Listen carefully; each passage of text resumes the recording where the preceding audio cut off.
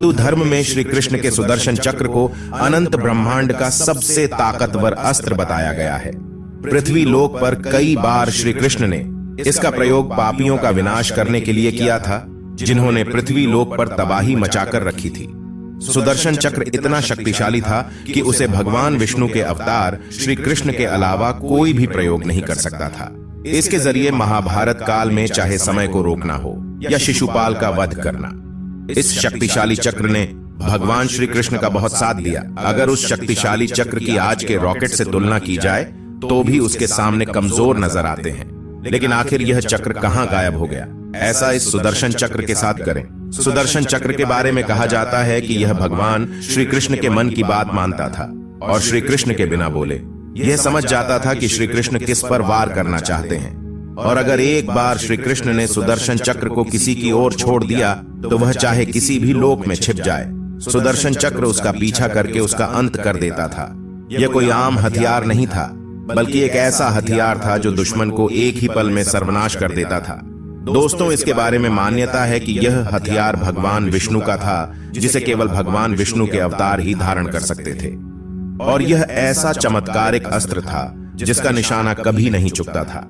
भगवान श्री कृष्ण जी भी काम के लिए इस चक्र को छोड़ते थे। यह चक्र वही काम करके आता था।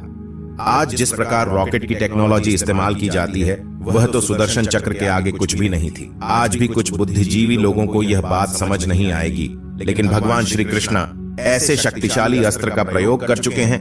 यह ऐसा अचूक अस्त्र था जिसे छोड़ने के बाद यह लक्ष्य का पीछा करता था। दोस्तों, कहा जाता है कि वैसे तो सुदर्शन चक्र भगवान श्री कृष्ण के पास उनके बचपन से ही था, लेकिन उस समय उन्होंने कभी भी सुदर्शन चक्र का प्रयोग नहीं किया। पर महाभारत काल के समय कई ऐसे असुर और ऐसे योद्धा थे जिनका पाप का घड़ा जब भर गया, तब उनकी मौत के लिए भगवान श्री कृष्ण ने सुदर्शन चक्र का प्रयोग किया। और यही कारण है कि जब श्री कृष्ण ने महाभारत में पांडवों की ओर से युद्ध लड़ने की, श्री कृष्ण चाहे तो सुदर्शन चक्र से कुछ ही समय में पूरी कौरव सेना का विनाश कर सकते हैं। पर जब श्री कृष्ण ने महाभारत के युद्ध में हथियार ना उठाने की प्रतिज्ञा ली, तब जाकर दुर्योधन शांत हुआ। पर वह नहीं जानता था कि भगवान श्री कृष्ण अगर कोई हथियार ना भी उठाए, तब भी वो अधर्म का विनाश कर सकते हैं, जो कि हमें महाभारत में देखने को भी मिला।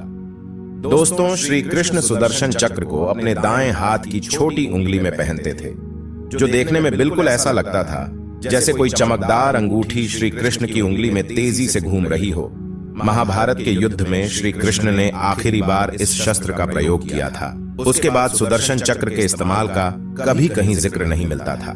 जब तक भगवान श्री कृष्ण पृथ्वी लोक पर रहे, तब तक श्री कृष्ण ने ही सुदर्शन चक्र का प्रयोग किया। पर क्या आपने कभी सोचा है कि जब श्री कृष्ण ने पृथ्वी लोक को छोड़ दिया, तो भगवान श्री कृष्ण के इस शक्तिशाली अस्त्र सुदर्शन चक्र का क्या हुआ? क्या सुदर्शन चक्र भी श्री कृष्ण के साथ वैकुंठ चला गया, या फिर आज भी ब्रह्मांड का ये सबसे ताकतवर हथियार पृथ्वी लोक पर कहीं छुपा है? चक्र दिखने में कैसा दिखता था? दोस्तों, सुदर्शन चक्र की आकृति को लेकर भी पुराने में अलग अलग लिखा गया है। ऋग्वेद की माने तो सुदर्शन चक्र गोल आकार का था, जिसके अंदर 108 ब्लेड है। यह चक्र कहीं योजन की दूरी तय कर सकता है और एक योजन के अंदर 8 मील होते हैं। वामन पुराण में लिखा है इसका केंद्र वज्र से बना हुआ है। इसके केंद्र में 12 तीलियां हैं, तो वहीं 6 नाभि हैं। 12 तीलियां 12 महीनों को दिखाती हैं, वह 6 नाभि 6 ऋतुओं को दिखाती है। सुदर्शन चक्र कहां मौजूद था, इसे लेकर भी लोगों के अलग अलग मत है। कुछ मान्यताएं यह भी मानती हैं कि यह चक्र भगवान विष्णु की तर्जनी उंगली में और भगवान श्री कृष्ण के हाथ की अंगूठी की तरह लगा हुआ था, जो हर वक्त घूमता रहता था और चमकता रहता था। विष्णु पुराण में तो यह भी लिखा है कि सुदर्शन चक्र अपना आकार भी छोटा या बड़ा कर सकता था, और सुदर्शन चक्र इतना शक्तिशाली है कि वो अपने आकार को एक तुलसी के पत्ते से भी छोटा कर सकता है, और विष्णु भगवान की आज्ञा मिलने पर अपने आकार को ब्रह्मांड से भी ज्यादा बड़ा कर सकता है। इसीलिए जब श्री कृष्ण उसे पहने थे तो ज्यादातर समय वह छोटे आकार में ही रहता था, लेकिन जब श्री कृष्ण उसे किसी पर हमला करने की आज्ञा देते थे, तब वह जरूरत के अनुसार अपने आकार को बड़ा कर लेता था। लेकिन इस बात में भी आपको हैरानी होगी कि ऋग्वेद के मुताबिक यह सुदर्शन चक्र कोई अस्त्र नहीं था, बल्कि यह तो समय का चक्र था, जो लगातार चलता रहता था। जब भी भगवान विष्णु के समय में फेरबदल करना हो या फिर किसी को पापों की सजा दिलवानी हो, तो भगवान विष्णु और उनके अवतार समय के चक्र के जरिए समय को रोक देते थे, जिस समय में पीछे जाकर कई फेरबदल कर सकते हैं। कई ग्रंथों में यह लिखा भी गया है कि जब भगवान विष्णु को किसी बड़े पाप को होने से रोकना हो तो वह इसकी दिशा घुमाकर समय को पीछा करते हुए चीजों को इस तरह से बदलते थे कि वह पाप दोबारा नहीं होता था। इसके अलावा कई धर्म ग्रंथों में यह भी लिखा है कि सुदर्शन चक्र से भगवान विष्णु समय में आगे भी जा सकते हैं, जिसके कारण में आने वाले भविष्य और उससे दुनिया पर होने वाले प्रभाव को भी देख पाते थे।